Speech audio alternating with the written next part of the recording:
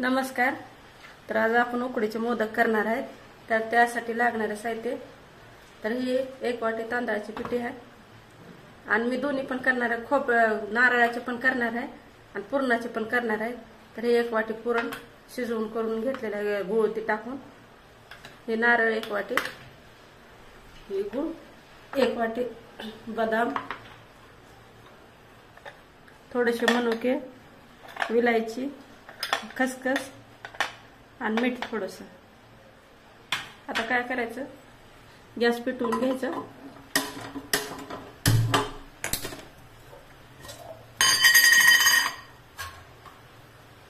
तर 1 वाटी आहे, तर ह्या अशाच 1 वाटीनं पाणी टाकायचं.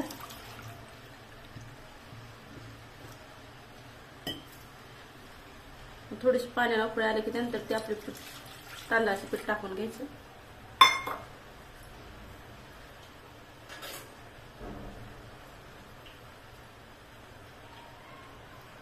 त्यामध्ये तूप टाकायचं.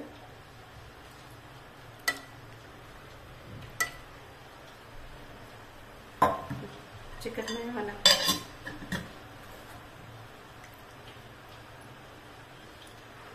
पाण्याला थोडं उकळी येऊ द्यायची.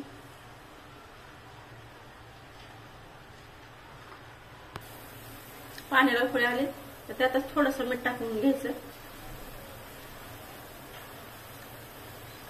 नंतर आपल्याला हे तांदळाची पिठी टाकून घ्यायची. गॅस बंद करून छान असं हलवून घ्यायचं.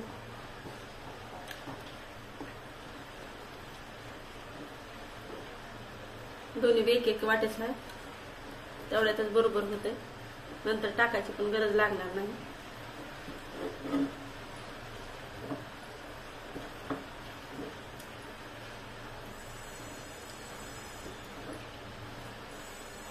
छान असं सगळं हे करून घेतलंय, मिक्स करून घेतलंय. तर 5 मिनिटं ह्याला असं झाकण ठेवायचं.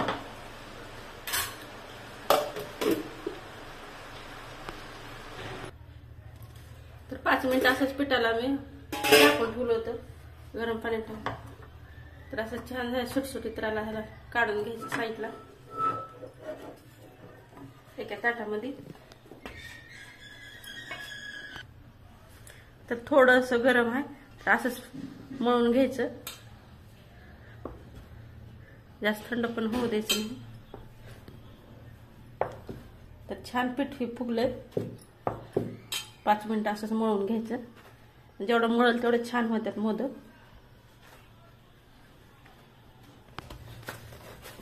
तर असं छान हे मळून घेतलंय. तर मळायची थोडी ह्याला मेहनत लागते. एकदम असं हलका हलका हलका झाले.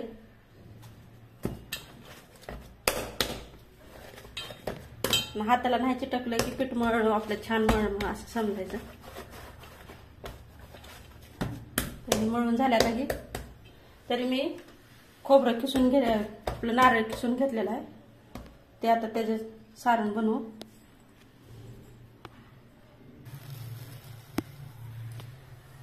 कढई तापाय ठेवली होती, तर हे नारळ आपला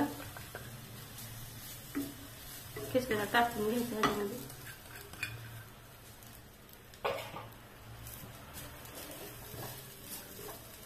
ओलसरपणा थोडस परतून घ्यायचं.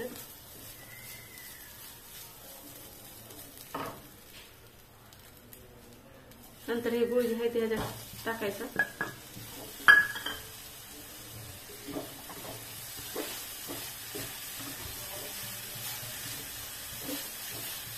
छान मिक्स करायचं.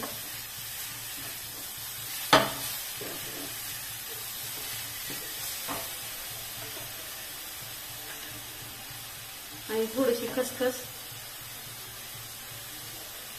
आणि बदाम आणि विलायची वाटून घेतलेली आहे ते पण टाकायचे. मनुका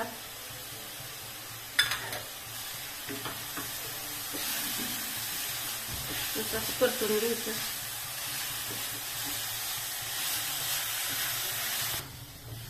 तर हे सारण मस्त मोकळं मोकळं झालंय आणि छान झालं. तर तयार झाला. तर गॅस बंद करून घ्यायचा.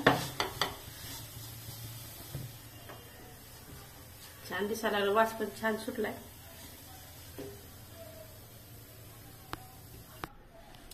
तर आता मोदकची पारी करून घ्यायची. तर असं छान हे पीठ हे झालं. मोठं बारीक तुमच्या आवडीनुसार करू शकता तुम्ही.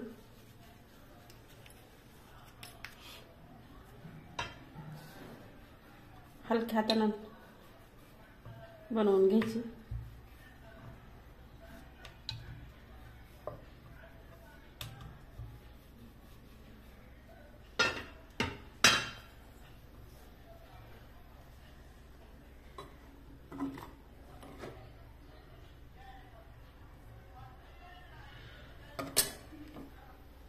जास्त कमी तुमच्या आवडीनुसार सारण भरू शकताय तुम्ही. तर मी हातानेच बनवायला लागले. अशा पाकळ्या काल्यावणी दमाने काढून घ्यायच्या.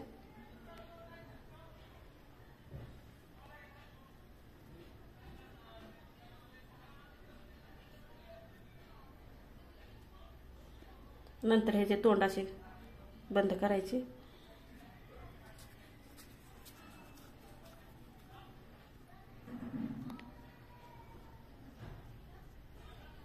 असं छान होतं. तर दोन्ही पण आपण खोबऱ्या नारळाचं पण करायला लागलं तर पुरणाचं पण करायला लागतं. तर पुरणाचं करून घ्यायचं. पुरणाचं बी खायला छान लागते.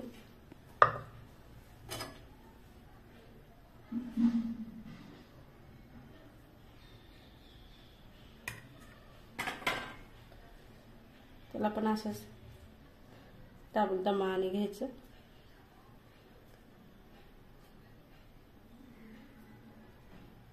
का तर पुरणाचे पण मोदक छान लागतात खायला.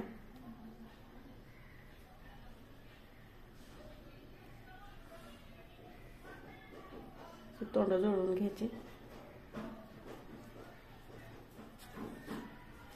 अलगत असं फिरवायचं. तर हे मोदक करून तयार आहेत. हे पुरणाचे पण आहेत आणि ह्याचे पण नारळाचे पण आहेत. आता इकडे पाणी गरम करायला ठेवलं होतं मी.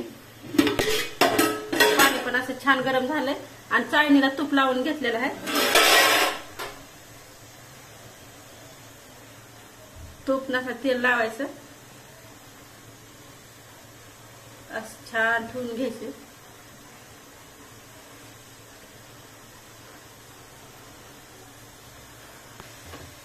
तरी सगळे मोदक ठेवून झाले. तर 15 मिनिटं असंच वाफवू द्यायचं. तर 15 मिनिटं असंच मोदक शिजायला ठेवले होते. तर असं छान शिजले. तर आता खाली उतरून घेऊन मला काढून घ्यायचं.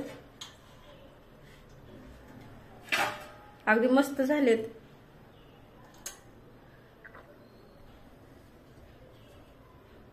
तर सगळे असे काढून घ्यायचे.